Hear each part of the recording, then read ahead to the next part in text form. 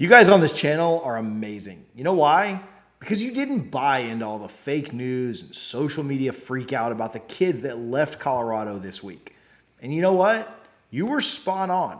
And Coach Prime is proving you guys right.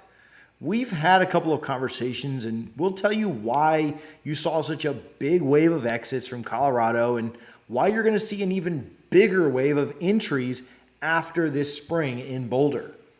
Coach Prime said help is on the way, and I don't doubt that he's right. I think a lot of exciting things are going to happen over the next couple of weeks. I think you're going to see Coach Prime be a man of his word on this, and you guys don't want to miss it. Make sure you're locked in with the channel. We're going to keep you updated on everything that happens with the transfer portal, summer, heading into the fall.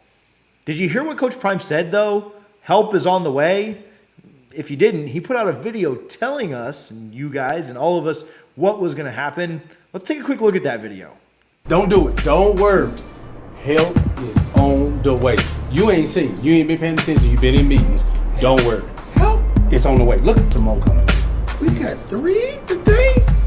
Yes, man. It's on the way. So, can I comment or can I repost? All you can do is retweet. It's on the way. Don't worry. Just wait on it.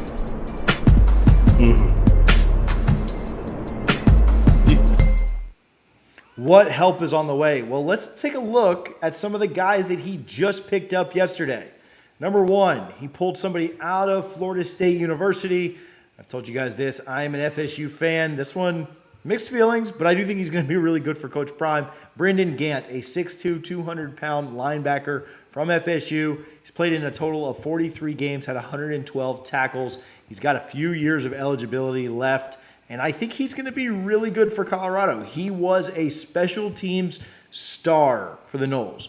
I remember several times where he just got in and had absolutely bone-jarring hits, absolutely rocked Doe Campbell Stadium a couple of times. He is very, very physical. He was a beast for Florida State, and he made some huge, huge hits. Pulled together 112 tackles in those 43 games. Obviously played more in the last year or so than he had at any other point. But Gant is a guy who can get in and be very, very effective, not only on special teams, but in that linebacking unit. And there were a lot of questions around Colorado's defense in that spring game and during the spring. Gant will probably start for Colorado if I had to project it out. Obviously, everybody's going to have to come in and earn everything, but this is a massive addition for Colorado and Coach Prime. Next up from Old Dominion is Chazz Wallace. Chazz is a 6'2", 295-pound defensive tackle. Played in 23 games at Old Dominion, obviously more this most recent year. 46 total tackles while he was there. He has 3 years of eligibility left. He had offers from Arizona State, somebody that we will see this year on the Buffs schedule. Had an offer from Louisville, Maryland, and others.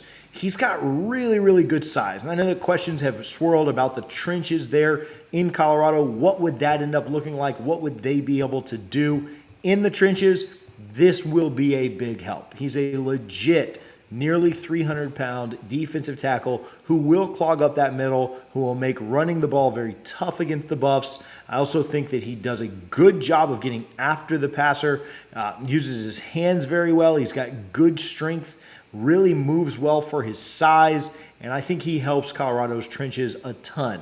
You're noticing a theme here with these pickups, and we'll get to our third one here in just a moment, but I really like what Chazz has to offer. I love his physicality, and I think that he's going to be a big, big piece for the Buffs defense. All right, number 3, we talked about him yesterday. We did a video specific to him. I'm a big Derrick McClendon fan, and being an FSU guy, I thought it made sense to do a video of him on his own. So I won't spend as much time here, but again, quick reminders, 6'4", 245 pounds, defensive end out of FSU. Out of high school, he was a 4-star on all 4 sites and the number 19 best defensive end in the country when he came out. He played in all 9 games in 2020. He played in 12 games in 2021. And then he started 12 games here in 2023. Got a question in the comments about why he would want to leave if he was a starter last year. I think that he wanted a bigger role than he was going to have at FSU. The guy playing behind him won the ACC's Player of the Year. And I think that Pat Payton is his name. And I think that Derrick knew that his role was going to be a little reduced. He had some guys that were up and coming that were going to be stars/superstars at that defensive end position. And he wanted to go somewhere and make the most out of his last year, get a little bit more playing time. So I don't really have a big concern around that. I know that was a question in the comments yesterday on the DMAC video, and hopefully that helps answer it. I did respond to that comment. We appreciate when you guys are commenting down below, but I wanted to make sure that I addressed that here as well. Really big pickup. Florida State, I mentioned this yesterday, is not thrilled about how their run prevention at that defensive end position is probably taking a little bit of a hit. DMAC was pretty good at getting after the passer as well. He was really good in the run game. I think he'll be able to really have success in the Pac-12 against Colorado's schedule. I think all 3 of these defenders are really nice fits for what the Buffs want to do. They need help on defense. We know the offense is going to be really good. We have a full-length video coming on Shedeur Sanders in which we'll talk about him an absolute ton. I like the weapons they have with Hunter and Horn and other ones, but I really, really think the defense is where they need to improve, and they've done that. They have certainly started that process with the 3 guys that they have right now. McClendon, Wallace, Gant, 3 pickups for the Buffs. Plenty more coming. Again, we understand that we will let the kids have their moment. We're not going to reveal anything too early, but make sure you're locked in with the channel so that we can get you that info as soon as it happens. Okay, we alluded to this earlier in the video. Want to talk about this for just a moment. We've had a couple of conversations, and there's a reason why Coach Prime waited until after the spring and after spring football in the game to make all these moves and have this happen.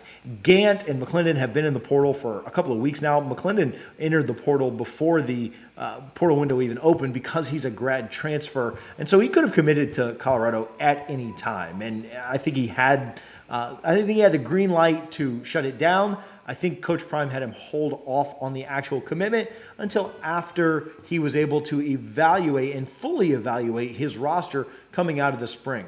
I think that Coach Prime knew that he was going to have to make some changes, but I think he wanted to be fair and let kids have the full spring to try and prove what they could or couldn't do for this roster and on this team. You see other coaches do this all the time. You see other coaches kind of turn the roster over. The big thing they usually do is they wait a couple of years.